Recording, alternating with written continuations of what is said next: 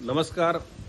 आज दिनांक 29/7/2024 वार सोमवार केडी चौधरी डाळिंब यार्ड पुणे या लोकप्रिय यूट्यूब चॅनलवर सर्वच डाळिंब उत्पादक शेतकरी बांधवांचं मनापासून स्वागत। बाजाराच्या सद्यस्थिती संदर्भामध्ये शेतकरी बांधवांना सांगू इच्छितो की बऱ्यापैकी केडी चौधरी डाळिंब यार्ड पुणे, केडी चौधरी फ्रुटेक्स नाशिक आणि केडी चौधरी कोर्ट डाळिंब यार्ड इंदापूर या तिन्ही मार्केटमध्ये परिस्थिती जर पाहिली तर गेले 3 दिवस पावसाने उघडीप दिलेली आहे आणि बऱ्यापैकी आवक ही चांगली आहे।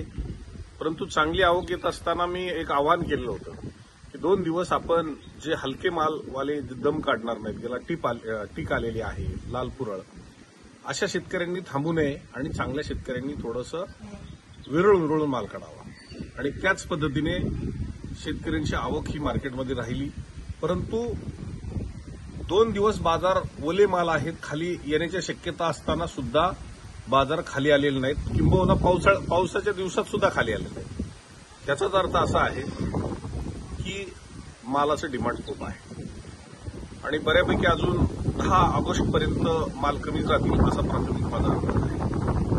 10 ऑगस्टच्या नंतर थोडीशी आवक वाढेल आणि उठाव पण त्याच्यापेक्षा जास्त वाढेल, कारण दुसरे कुठलेही माल मार्केटमध्ये नाही आहेत आणि बऱ्यापैकी आपला युट्यूब चॅनल पूर्ण महाराष्ट्रभर पाहत असल्यामुळं बऱ्यापैकी शेतकऱ्यांना एक अभ्यास व्हायला लागला आहे।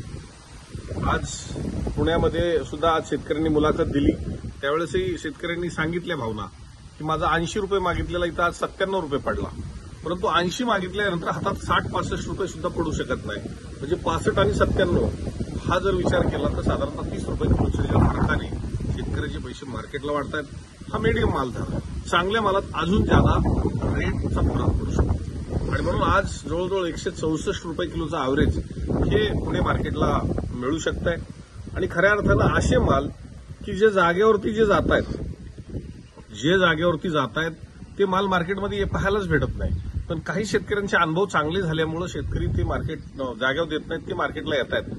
हे नशीब आहे, असे शेतकरी येत आहेत म्हणून जागेवरच्या शेतकऱ्यांना याची जाणीव होती की मार्केटमध्ये हे रेट चाललेले आहेत। जर माल हलके झाले तर त्याचा रेट हा कमीच भेटेल। आज महाराष्ट्रात जर पाहिलं तर संपूर्ण बाजार समित्या असतील तिथले माल आणि पुण्यातले माल हे नेहमीच फरक राहिले आणि पुण्यात जे रेट निघतायत ते आमच्या कुठल्याही मार्केटमध्ये निघू शकत नाही, कारण पुण्यातला जो ग्राहक वर्ग हा वेगळ्या क्वालिटीचा आहे हे मी आवर्जून नेहमी सांगतो। त्यामुळे लोकलचा त्याला इफेक्ट जास्त भेटतो। स्टॉल असतील, मॉल असेल, गोवा असेल, मुंबई असेल आणि पुणे असेल, बेंगलोर असेल, या 4 सिटींचा इफेक्ट हा पुण्यातून भेटतो। त्यामुळे पुण्यात जे माल पाहायला भेटतात ते इतर मार्केटमध्ये आम्हाला दोन्ही दुकानावरती पण आमच्या पाहायला भेटत नाही। त्यामुळे पुण्याची तुलना आम्ही इतर मार्केटशी कधी करू शकत नाही। परंतु पुण्यामधला जर अभ्यास केला आणि जागेवरती देणाऱ्यांनी जर अभ्यास करून माल दिला तर मला असं वाटतं की जे होणारं नुकसान टळू शकते।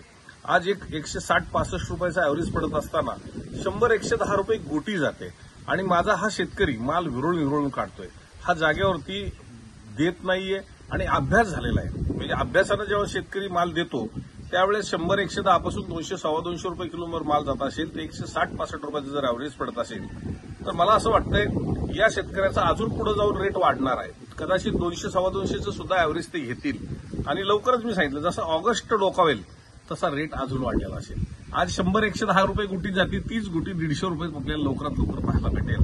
हे मी सुतोवाच ह्यासाठी देतोय की मागच्या वर्षीचे अनुभव, त्याच्या मागच्या वर्षीचे अनुभव आणि या वर्षाचा अनुभव आपण जर पाहिला तर आपल्या हे निदर्शनं सांगून देऊ इच्छितो की बऱ्याचशा भागात तेल्या झालेला आहे। तेल्यामुळे मार्केटला माल येऊ शकत नाही आणि जे माल आहेत त्यांनाही जागेवरती ग्राहक बऱ्यापैकी माल खरेदी करतोय।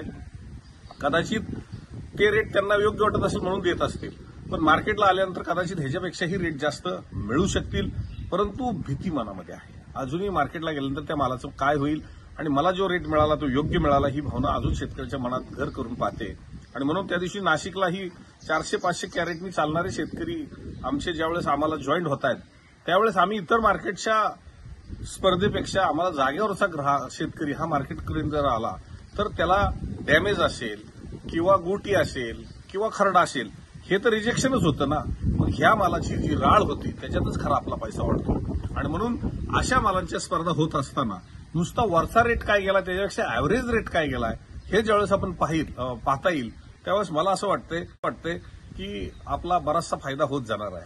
आता हे 2 दिवसाची माझा अंदाज होती की थोडासा रेट कमी जास्त आपल्याला दिसू शकतो, पण उठावच एवढा आहे की आता रेट कमी होण्याचे चान्सेस या 2 दिवसात झाले नाहीत, तर पुढे आता रेट वाढतच जाणार आहे. बंदी झाली तर ही पावसानेच होईल हे माझं पहिल्यापासूनचं सुतवाचं आहे, परंतु पावसानेही सुद्धा मंदी होऊ शकत नाही. ओले माल आले तरी जवळच्या स्टेशनला जाऊन पोहोचतायत, लांबच्या ग्राहक हा थोडा थांबतोय. परंतु ही सगळी वस्तुस्थिती पाहत असताना आज आपण जर मनामध्ये काही भीती मनात घेतली असेल की पुढे जाऊन काय होईल, तर पुढे जाऊन रेट वाढणार म्हणजे वाढणार. ही काळ्या दगडावरची पांढरी रेख समजा. कारण मी जे अंदाज देत असताना सगळ्या शेतकऱ्यांशी सल्लामसलत करत असतो, महाराष्ट्रातल्या व्यापाऱ्यांशी देशभरातल्या सल्लामसलत करत असतो, आणि आमच्या संपूर्ण टीम या पुणे असेल, इंदापूर असेल, नाशिक असेल, आमचे विक्रेते असतील, हे सर्वांशी शेतकऱ्यांशी संवाद साधत असतात. आणि बऱ्यापैकी आमच्या कोणत्याही टीमनी माल आणा हे आजपर्यंत सांगितलेलं नसताना बऱ्यापैकी शेतकरी विश्वासानं मोकळा या पहा, परंतु बरेचसे जण विश्वासानं मालच घेऊन येतात, ही वस्तू ती आम्हाला जाणवते.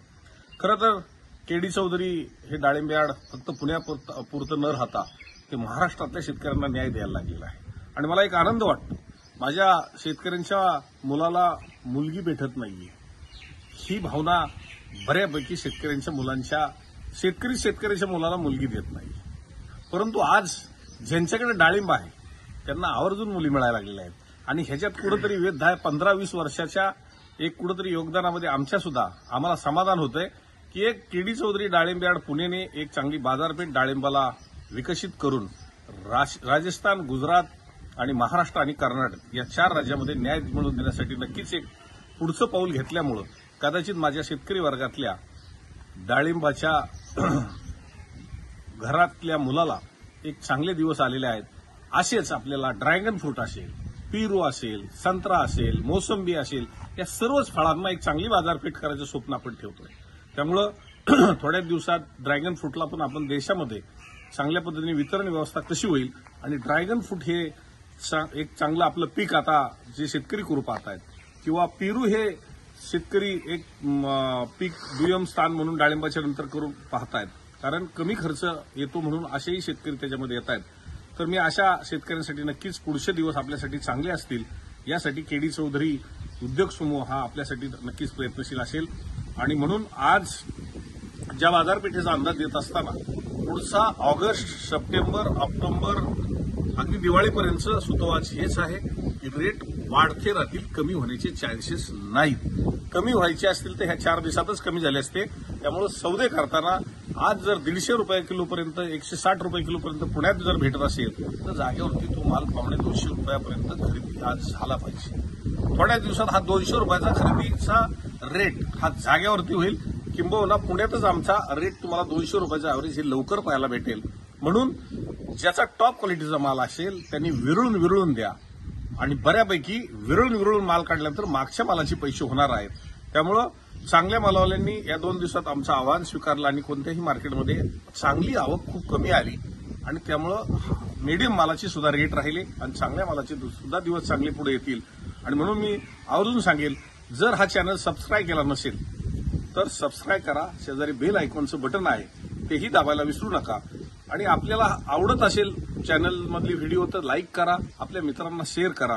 हेच कळकळीचं आवाहन मी माझ्या सर्व शेतकरी बंधूंना करू इच्छितो. धन्यवाद.